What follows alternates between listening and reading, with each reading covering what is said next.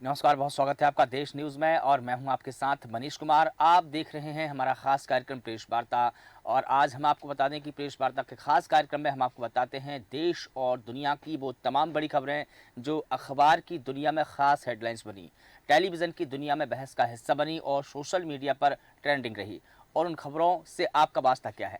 Press वार्ता में आज हम उन तमाम बड़ी खबरों की चर्चा करेंगे जो हर खासो आम के बीच में चर्चा का विषय रही है, चाहे फिर वो राजनीति से जुड़ी खबर हो, समाज से जुड़ी खबर हो, स्वास्थ्य, शिक्षा या आपके दैनिक जीवन से जुड़ी खबर हो या फिर लोकसभा चुनाव के तमाम बड़े अपडेट्स और तमाम बड़े फैसले हो। ये सभी खबरें आपको जानना है। इन तमाम बड़ी खबरों को लेकर हमारे साथ जुड़ गए हैं हमारे एडिटर इन चीफ जय श्रीवास्तव जी, हमारे एडिटर सूरज पाठक जी, लखनऊ ब्यूरो ज्ञानेश वर्मा जी और उत्तराखंड से state bureau head Mahesh Saini ji. आप सभी का बहुत स्वागत करता हूं। सबसे पहले हमारे एडिटर इन चीफ जय श्रीवास्तव सर, आपके पास आना चाहूंगा। आज वो कौन सी बड़ी खबर है जो अखबारों में खास हेडलाइंस बनी है और क्यों? देखिए, उपराष्ट्रपति अमेरिका के जो कमला हैरिस है, उन्होंने एक बड़ा बयान दिया है कि अमेरिकी राजनीति में भागीदारी भारतीयों का पर्याप्त नहीं है। ज्यादा भारतीयों को वहाँ इलेक्शन में हिस्सा लेना चाहिए ताकि भारत का नाम हो। और भारत में अनेक ऐसे अमेरिका में ऐसे अनेक भारतीय हैं जो राजनीति में बहुत समझ रखते हैं। उनका वहाँ पर बहुत अच्छा परफॉर्मेंस है, लोकप्रिय है, लेकिन वो चुनाव नहीं लड़ते हैं। उनको आगे आके चुनाव लड़ना चाहिए। इस बयान के बाद भारतीयों में बहुत उत्साह है जो अमेरिका में रहते हैं कि कमला हैरिस ने जिस प्रकार की अपील की कि भारतीय यहाँ पर रहते जरूर है, लेकिन लोकप्रिय होने के बाद भी जो चुनाव नहीं लड़ते हैं, ऐसा नहीं करना चाहिए। उनको उनको यहाँ ट्राई करना चाहिए और भारतीय वासियों को ज्यादा से ज्यादा प्रतिनिधित्व अमेरिका में मिलना चाहिए। दूसरे अमेरिका की खबर यह है कि जो बाइडेन और ट्रंप जैसे भारत है, वैसे अमेरिका में चुनाव नहीं होता है। अमेरिकन चुनाव में दोनों के बीच में दोनों उम्मीदवार, दोनों बड़ी पार्टियों के जो उम्मीदवार है, उनके बीच में सीधा डिबेट जनता के सामने किया जाता है। इसी के लिए बाइडेन और ट्रंप में 27 जून को और 16 सितंबर को डिबेट है और ये डिबेट सबसे ज्यादा अमेरिका में प्रसिद्ध है। इसी डिबेट से जो इलेक्शन है वो तय होता है कि कौन हारेगा, कौन जीतेगा, और जो मतदाता है इसी से तय करते हैं कि किसको वोट देना है। क्योंकि डिबेट में वो देश के लिए क्या किया है और उस देश के लिए क्या करने वाले हैं, इस विषय को लेके वो विस्तार पूर्वक डिबेट करते हैं। इस डिबेट को देखने के लिए अनेक अमेरिकन इकट्ठे होते हैं और दुनिया की नजर रहती है कि अमेरिका में जो राष्ट्रपति बनने वाला है वो क्या करने वाला है। तो इस डिबेट पर सबकी नजर होगी। वो आज अखबारों में प्रमुखता से प्रकाशित किया गया है कि 27 जून और 16 सितंबर, तो ये दोनों डेट पे अमेरिका में चुनाव जो है वो निर्णायक होगा इसी डिबेट के बाद। क्योंकि जो लोग ढुलमुल मतदाता है, जो किसी पार्टी के कट्टर समर्थक नहीं है, वो इस डिबेट से तय करते हैं कि कौन बेहतर देश चला सकता है। उसके बाद ही वो मानसिकता बनाता है कि नहीं, हमें इनको वोट देना चाहिए। तो सबकी नजर होगी। दूसरा एक और खबर है, दूसरी जो किसी भी कमजोरी से पीओके भारत से दूर नहीं हो सकता है। जो पूर्व में जो गलत किया है उसी कारण से भारत का ये जो पीओके वो पाकिस्तान में है, ऐसा जो जयशंकर मंत्री है उन्होंने कहा है। तो उनके इस बयान है, क्योंकि जयशंकर जो कि विदेश मंत्री है और उनका बयान जो है वो खुद अलग जाती है। तो इसीलिए उन्होंने जो बयान दिया है कि नेहरू और कांग्रेस के ऊपर सीधा उन्होंने हमला किया और उन्होंने कहा इनके जो कमजोरी के कारण से आज पीओके भारत के साथ नहीं है, पाकिस्तान के अवैध कब्जे में है। लेकिन इस बयान के बाद मैं आपको ये बताना चाहूंगा कि जिस प्रकार से वहाँ पीओके में हालत खराब है, क्योंकि वो पाकिस्तान के साथ रहना नहीं चाहते हैं वहाँ के लोग। ऐसे स्थिति में वहाँ भारी प्रदर्शन किया जा रहा है। इस प्रदर्शन के चलते और ऐसे स्थिति में जहां एक और पाकिस्तान उसको निपटने में इतनी आसानी से संभव नहीं कर पा रहे हैं, ऐसे स्थिति में जो जयशंकर ने जो बयान दिया, इससे कांग्रेस को कटघरे में किया, और बल्कि जो पाकिस्तान में जो पीओके के ये लोग जो पाकिस्तान के साथ नहीं रहना चाहते हैं, उनको एक बल मिला, आंदोलनकारियों को। तो इससे मुझे लगता है कि एक दो दिन में जो है पाकिस्तान से कोई प्रतिक्रिया आएगा, या आज ही कांग्रेस इसका जवाब देगी कि कांग्रेस के कारण से पीओके पाकिस्तान के साथ है, क्योंकि ये इतिहास में है। किसी कारण से मुझे लगता है कि आज इसमें कांग्रेस सामने आके कहेगी कि पीओके क्यों पाकिस्तान के साथ है, भारत के साथ क्यों नहीं। बिल्कुल। एक और खबर है जो ब्रिटेन से है, जो वीजा में गड़बड़ी के कारण से 4100 नार्सों को भारत वापस भेजा जा सकता है, क्योंकि ब्रिटेन में सैकड़ों लोग भारतीय वहां पर काम करते हैं, और इसके चलते भारत में बड़ा एक अच्छा माहौल है कि ब्रिटेन जो है इनका मैत्रीय देश है, और ब्रिटेन में जो लोग काम कर रहे हैं वो सुखी है, वहां से जो पैसे भेजते हैं उससे उनका परिवार चलता है।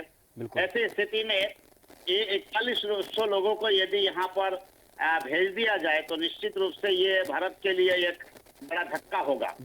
अभी तक जो जांच की गई है, उस जांच में फर्जी कंपनियों के लाइसेंस देने का भी आरोप है, क्योंकि इसमें जो एजेंट है, भेजने के लिए जो लोग काम करते हैं, उन एजेंटों पर भी नजर होगी, क्योंकि उन्होंने ही इन नर्सों को और बाकी लोगों को ब्रिटेन पहुंचाया है।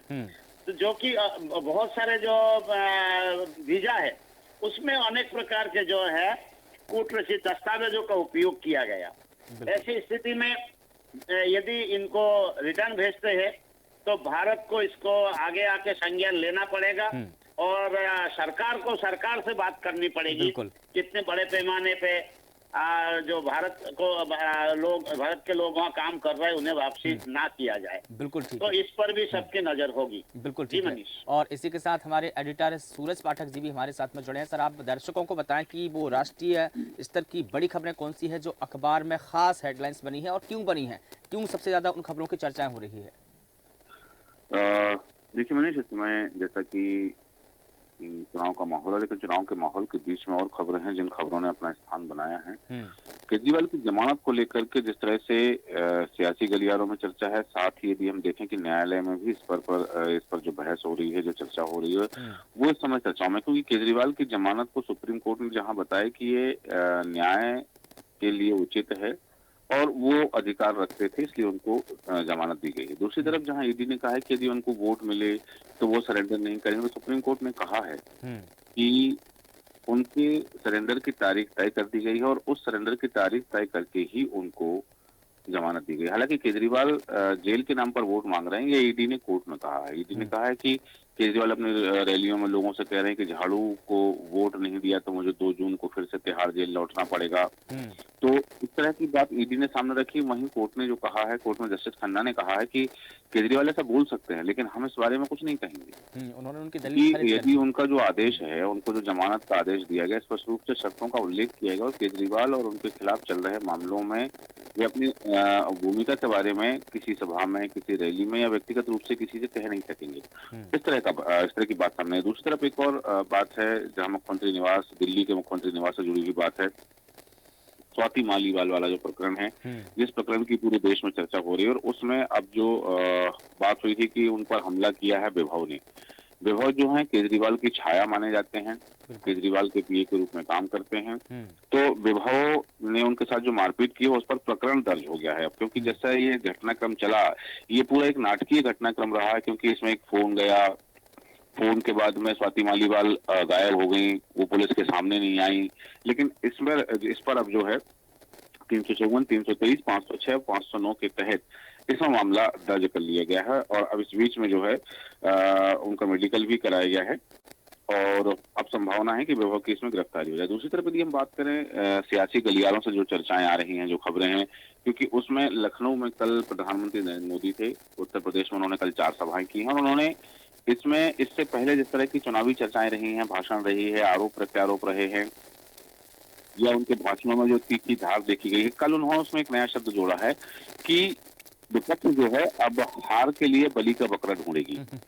कि विपक्ष यदि, क्योंकि उन्होंने स्पष्ट किया कि भारतीय जनता पार्टी तो जीत रही है लेकिन विपक्ष अब हारेगा, तो हार के लिए वो बलि का बकरा ढूंढ रही, किससे बलि का बकरा बनाया जाए। उन्होंने एक शब्द कहा, क्योंकि कल इस पर दिन भर हमने देखा, सोशल मीडिया पर भी चर्चा होती रही है। जो शब्द उन्होंने कहा कि अब शहजादे जो है, क्योंकि उन्होंने राहुल गांधी के लिए अपनी पिछली कई सभाओं में शहजादे शब्द का प्रयोग किया, तो उन्होंने उसी को आगे बढ़ाते हुए कहा कि शहजादे चुनाव परिणाम जिस दिन आएंगे 4 जून को, वो विदेश भाग जाएंगे। खटाखट खटाखट शब्द का प्रयोग उन्होंने किया है कि वो फिर देश में टिकेंगे नहीं। और उन्होंने कुछ और बातें कही हैं, जिस तरह से उन्होंने कहा कि जो इंडिया अलायंस के लोग हैं, विपक्षी गठबंधन के लोग हैं, और उन दलों के लोग दक्षिण भारत में आकर के उत्तर भारतीयों को गाली देते हैं।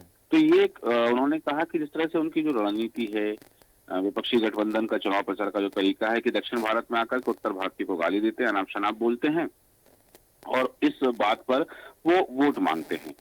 हालांकि उनके इस बात को लेकर के चर्चाएं हैं कि भाई जो राजनीतिक दल हैं, क्या वो देश का बंटवारा कर रहे हैं कि उत्तर भारतीय अलग है, दक्षिण भारतीय अलग है। इस तरह की बातें उनके बयान में सामने हैं, क्योंकि जहां देखा जाए कि सपा और कांग्रेस के दोनों, उन्होंने स्पष्ट किया है, अखिलेश यादव, राहुल गांधी के लिए, दोनों के लिए उन्होंने शहजादे शब्द का प्रयोग किया है कि जैसे ही परिणाम आएंगे 4 जून को, तो ये इंडिया अलायंस के जो लोग हैं, सबसे पहली बात तो उन्होंने जो बात कही कि इंडिया अलायंस बिखर जाएगा, टूट जाएगा, और फिर सब एक दूसरे को बलि का बकरा बनाते हुए हार का ताज पहनाना चाहेंगे कि ये हार का ठीकरा उनके माथे पर फोड़ना चाहेंगे। दूसरी तरफ यदि हम देखें कि जिस तरह से चुनाव की बात चल रही है, जैसा मैंने उल्लेख किया कि आरोप प्रत्यारोप का दौर जारी है, तो यहाँ पर प्रियंका कल रायबरेली में थी और उन्होंने सब जो बात कही है, जिस व्यक्ति से बात कर रहे हैं उन जी बिल्कुल। और आज भी खड़गे और सोनिया गांधी, राहुल गांधी वहां पर रायबरेली में भी आज एक प्रेस कॉन्फ्रेंस करेंगे, इसके बाद में एक जनसभा को संबोधित करेंगे। ठीक है, इसी के साथ में हमारे साथ में ज्ञानेश वर्मा जी है, उत्तर प्रदेश की तमाम बड़ी खबरों की जानकारियां देंगे। ज्ञानेश वर्मा जी, क्या वो बड़ी खबर है उत्तर प्रदेश की जो आज खास हेडलाइंस अखबारों में बनी है? मनीष जी, मैं बताना चाहूंगा कि देखिए, पीएम नरेंद्र मोदी आज उत्तर प्रदेश का दौरा करेंगे और वो जो डिस्ट्रिक्ट बाराबंकी है वहां पर जाएंगे और अपनी जो जनसभा को संबोधित करेंगे। वो 10 बजे पंजया हॉस्पिटल के पास में बाराबंकी के सामने वो जनसभा करेंगे और उसके बाद में 12 बजे एयरपोर्ट लैंड फतेहपुर में भी जनसभा करेंगे और दोपहर में लगभग 1 बजे जो राठ हमीरपुर में जनसभा करेंगे। तो इस तरीके से जो प्रधानमंत्री है उनकी आज 3 जनसभाएं होनी है। वहीं हम बात करें तो मुख्यमंत्री योगी आदित्यनाथ भी आज यूपी के कई जिलों का दौरा करेंगे। वो बाराबंकी पीएम मोदी के साथ में रहेंगे और उसके बाद में गोंडा, फैजाबाद में सीएम की जनसभाएं होनी है। वहीं सारण और लखनऊ में भी जनसभा करेंगे योगी आदित्यनाथ। बिल्कुल। वहीं हम बात करें तो अमेठी में, रायबरेली में विपक्ष की बड़ी जनसभाएं बिल्कुल जनसभा करेंगे। के.एल. शर्मा के 3 बजे रायना इंटरनेशनल स्कूल रायबरेली जनसभा भी रायबरेली की जनसभा में शामिल होंगी। वहीं बता दूं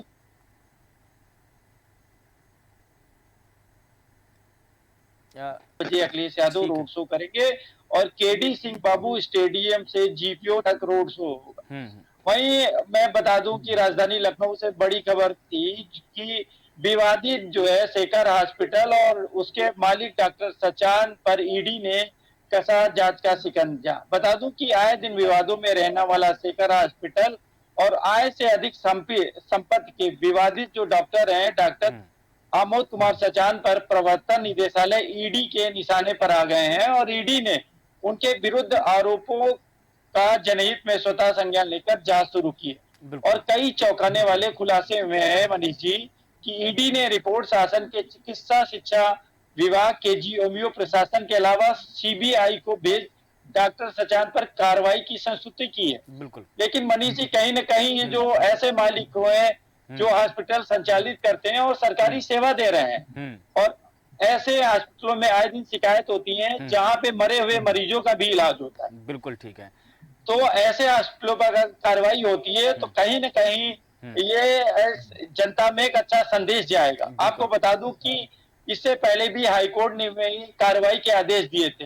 ईडी ने रिपोर्ट में कहा है कि हाईकोर्ट द्वारा चिकित्सा शिक्षा विभाग केजीएमयू को कार्रवाई के आदेश के 1 वर्ष बाद भी कार्रवाई नहीं की गई और हाई कोर्ट ने फरवरी 2023 में आदेश पारित कर कहा था कि डॉक्टर सचान जो केजीएमयू में प्रोफेसर के रूप में कार्यरत हैं या तथ्य रिकॉर्ड के साथ आयकर आयुक्त द्वारा पेश रिपोर्ट में सामने आया है। और आश्चर्य जताया जाता है कि राज्य विश्वविद्यालय में काम करने वाला व्यक्ति निजी शेखर अस्पताल का निदेशक है और इसकी जो मालिक है ऋचा मिश्रा वो भी आए दिन विवादों में रहती हैं। तो इस पे लगातार सरकार को जो अधिकारी हैं वो कहीं ना कहीं बेवकूफ बनाने का काम करते हैं, उस पर कार्रवाई के बजाय इन्हीं का साथ देने का काम करते हैं। मनीष जी, अब हम बात करेंगे कि उत्तर प्रदेश में सीएम योगी आदित्यनाथ को चुनाव बाद पद से हटाने के दावे पर पहली बिल्कुल ठीक है। और ठीक है ज्ञानेश जी, मैं आपके पास में आना चाहूंगा। उत्तराखंड से हमारे state bureau head Mahesh Saini ji भी जुड़े हैं। महेश जी, मैं आपसे समझना चाहूंगा कि उत्तराखंड में जिस प्रकार से चारधाम यात्रा चल रही है उसको लेकर क्या कुछ अपडेट है और वो कौन सी बड़ी खबर है उत्तराखंड की जो इस वक्त अखबारों में खास हेडलाइंस बनी है? मनीष जी, मैं आपको बता दूं उत्तराखंड में लगभग आज 7वां दिन है यहाँ यात्रा के दौरान बहुत सारी भीड़ का तो आना लगा ही है। इस बीच में एक इंटरनेशनल खबर ये है कि जहां पिछले वर्ष देश के प्रधानमंत्री मोदी जी ने साधना की थी गुफा में, वहां इस बार प्रथम जो साधना करने वाली महिला है वो अमेरिका की सिमोना है। उन्होंने 2 दिन इसमें साधना की है और वो पहली इस सीजन की साधक बन गई हैं। वही उत्तर प्रदेश के बदायूं जिले के 2 भाई ऐसे हैं जो अपनी माता को लेकर के यहाँ पर 4 धाम यात्रा के लिए निकले हैं और उन्होंने अपनी माता को 4 धाम यात्रा के लिए लेकर निकले हैं और उन्होंने यमुनोत्री की यात्रा उन्हें करा चुके हैं और गंगोत्री के लिए वो निकल चुके हैं। ये भी सुर्खियों में बने हैं। बिल्कुल। और मैं आपको बता दूं कि अब कोई भी यूट्यूबर या कोई भी फिल्म अभिनेता 50 मीटर के दायरे में केदारनाथ में किसी तरह की वीडियो नहीं बना पाएंगे। ये एक एडवाइजरी सरकार ने जारी कर दी है। बिल्कुल। सोनप्रयाग में रात्रि में एक लाइन में खड़े होने को झगड़ा हुआ श्रद्धालुओं के बीच में, उसमें बहुत कठोरता से पुलिस ने उन दोनों के खिलाफ कार्रवाई करते हुए उन्हें समस्या का समाधान करा जो बड़ा रूप लेने से बच गया है। बिल्कुल ठीक है। साथ ही आपको बता दूं कि जो ऑफलाइन रजिस्ट्रेशन है श्रद्धालुओं के लिए, 4 धाम यात्रा के लिए ऑफलाइन रजिस्ट्रेशन है वो 2 दिन के लिए बंद कर दिया गया है। और जो उत्तराखंड में आग का सिलसिला लगातार जारी रहा है उसमें आईआईटी के जो वैज्ञानिकों ने एक मशीन तैयार की है। वो जो पीरुल वहां पाया जाता है उसको यदि इकट्ठा करके ग्रामीण सरकार को देंगे, सरकार के सेंटर को देंगे तो उसमें उन्हें लाभ होगा, आर्थिक लाभ होगा और साथ साथ आग लगने की जो परेशानियां हैं उनसे दूर होंगे। इससे आजीविका का जो संकट है पहाड़ में वो दूर होने की संभावना है। बिल्कुल। को बता दूं कि पहाड़ पर जब यात्रा करते हैं तो प्लेन के जब लोग आते हैं उन्हें बहुत सारी दिक्कतों का सामना करने पड़ता है। ऐसे में डीजीआरएफ और एसडीआरएफ 2 तरह की यहाँ फोर्स लगाई गई है यात्रा को सुगम बनाने के लिए, जिसमें किसी व्यक्ति को चोट लग जाती है, घायल हो जाता है या चक्कर आ जाते हैं या किस तरह का अटैक आने की संभावना है तो वो दोनों टीम मिलकर के यात्रियों को मेडिकल कैंप तक ले जाने का बहुत सुगमता से काम कर रही हैं। बिल्कुल। सीएम योगी की माता जी एम्स में भर्ती थी, वो कल उन्हें देर शाम छुट्टी दे दी गई है। जियोट्रिक वार्ड से उन्हें छुट्टी दी गई। उन्हें जो परेशानी थी वो लगभग कंट्रोल में है। अब वो अपना घर पर ही उपचार कर सकेंगे। एक डॉक्टर की मॉनिटरिंग लगातार उनके साथ बनी रहेगी। बिल्कुल ठीक है। और इसी के साथ आज जी बिल्कुल महेश सैनी जी। मनीष जी, मैं बताऊं आपको कि चौथे जो केदार हैं उनकी डोली भी निकल चुकी है और ये चौथे रुद्र के नाम में आज जाने जाते हैं। सीएम योगी माफ कीजिएगा 4 धाम को लेकर के सीएम धामी ने एक बैठक ली है और उन्होंने का कहना है कि लगातार अब वह इस पर अपना ध्यान लगाए रखेंगे और किसी भी तरह की कोई भी घटना और न हो पाए इसके लिए चाक चौबंद चलने के लिए 2 अतिरिक्त और आईएएस को लगा दिया गया है। बहुत दुखद खबर आई है, वहां पर एक रात्रि में भीषण आग लग गई थी जिसमें एक वर्ग की जान चली गई है। परिवारों के सामने ही ये बहुत विचलित करने वाला ये घटना हुई है, जिससे परिवार बहुत आहत है। बिल्कुल। राजधानी में एक 2 गुटों के बीच लड़ाई चल रही थी, उसमें 3 युवक मोटरसाइकिल पर आते हैं और अवैध शस्त्र लहराते हुए देसी कट्टा लहराते हुए वो फायर करते हैं। उसकी सीसीटीवी फुटेज प्राप्त कर ली है पुलिस ने और उस पर उन्होंने जांच शुरू कर दी है। बिल्कुल ठीक है। इसी के साथ में महेश जी आपके पास में आना चाहूंगा, हमारे एडिटर इन चीफ जय श्रीवास्तव सर जुड़े। सर, और कोई और खबर जिस पर आप प्रकाश डालना चाहें, दर्शकों को बताना चाहें? देखिए, एक खबर है जो बांग्लादेश में जो अंग प्रत्यारोपण के जो खबर है उसमें सबसे सस्ता अंग प्रत्यारोपण बांग्लादेश में होता है, ऐसा आज खबर में इसको भी प्रकाशित किया गया है। जी बिल्कुल। लेकिन भारत में वही लोग आते हैं जिनका डोनर भारत में रहता हो, डोनर से कोई रिश्ता नहीं हो, इसीलिए बहुत सारे लोग भारत में आते हैं। ये एक खबर ऐसे है कि चिली के बाद नंबर आता है बांग्लादेश का, जहां किडनी से लेके लीवर से लेके जो भी अंग प्रत्यारोपण किया जाता है वो सस्ता किया जाता है, बशर्ते उनका डोनर जो है उनका हो। लेकिन ऐसी स्थिति में जब डोनर नहीं है तब ये लोग भारत की ओर रुख करते हैं। ये और दूसरे एक और खबर, भारत ने चीन सीमा के पास दुनिया में सबसे ज्यादा ऊंचाई पर टैंक मरम्मत डिपो बनाया। बिल्कुल। ये भी एक चीन को करारा जवाब दिया है कि जिस प्रकार से उस इतनी ऊंचाई पर केवल चीन काम करता आ रहा था अभी तक, ऐसी स्थिति में भारत ने भी वहां पर टैंक मरम्मत डिपो बनाकर चीन को चौंकाया जरूर है और चीन को यह संदेश भी दिया कि अब हम ईंट का जवाब पत्थर से देने के लिए तैयार है। इसमें काफी पैसे खर्च होते थे, जब वो डिपो वहां नहीं था तो टैंकों की मरम्मत के लिए नीचे आना पड़ता था और कई महीने लग जाते थे। तो ऐसी स्थिति में वहां डिपो का निर्माण करना ये भारत के लिए एक सुखद खबर है और इसके कारण से चीन को एक सीधा संदेश मिला कि अब भारत किसी भी स्थिति में कमजोर नहीं है और ऊंचाई से फायर करने में या ऊंचाई से कार्रवाई करने में अब सक्षम हो गए हैं। बिल्कुल ठीक है। और इसी के साथ हमारे एडिटर सूरज पाठक जी भी हमारे साथ में जुड़े। सर, किसी और खबर पर आप प्रकाश डालना चाहें, दर्शकों को बताना चाहें आप?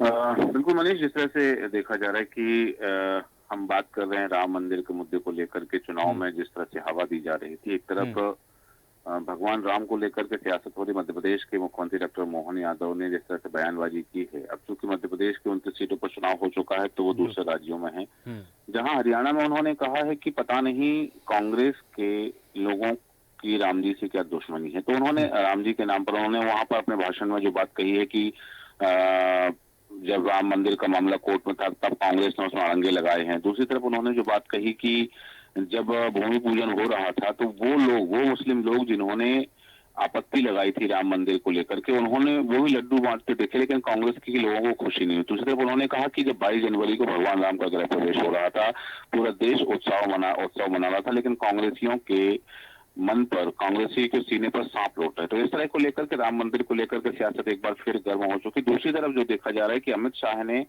कल वो सीतामढ़ी में थे, बिहार में चुनाव प्रचार के दौरान उन्होंने कहा है कि सीतामढ़ी चूंकि माता जानकी का उत्सव माना जाता है कि वहां पर माता जानकी का प्राकट्य हुआ था, उन्होंने कहा है कि अब सीतामढ़ी में माता सीता का विशाल मंदिर हम बनवाएंगे। क्योंकि जब हम देख रहे हैं कि चुनाव का 4 चरण संपन्न हो चुके हैं, 5वें चरण का मतदान होने की तिथि निकट है, ऐसी स्थिति में अब मंदिर की बात कही, एक तरफ राम मंदिर की बात कही जा रही है, सीता मंदिर बनवाने की बात कही जा रही है, दूसरी तरफ हम देख रहे हैं कि बात हो रही है मथुरा की, काशी की बात हो रही है, ज्ञानवापी की बात हो रही है, भगवान श्री कृष्ण की जन्मभूमि की बात हो रही है कि क्योंकि जहां हम देख रहे हैं कि भारतीय जनता पार्टी और भारतीय जनता पार्टी के नेता अब जिस बात पर जोर दे रहे हैं वो ये बात है कि जैसे कि वो अपने भाषणों में कह रहे हैं कि आपने पिछली बार 300 सीटें हमको जिता कर दी थी, तो 300 से ज्यादा सीटें हम जीते तो राम मंदिर बनवाए। यदि इस बार 400 से ज्यादा सीटें भारतीय जनता पार्टी जीत कर आती है तो वो कृष्ण जन्मभूमि पर विशाल मंदिर बनवाएगी, सीता जी का विशाल मंदिर बनवाएगी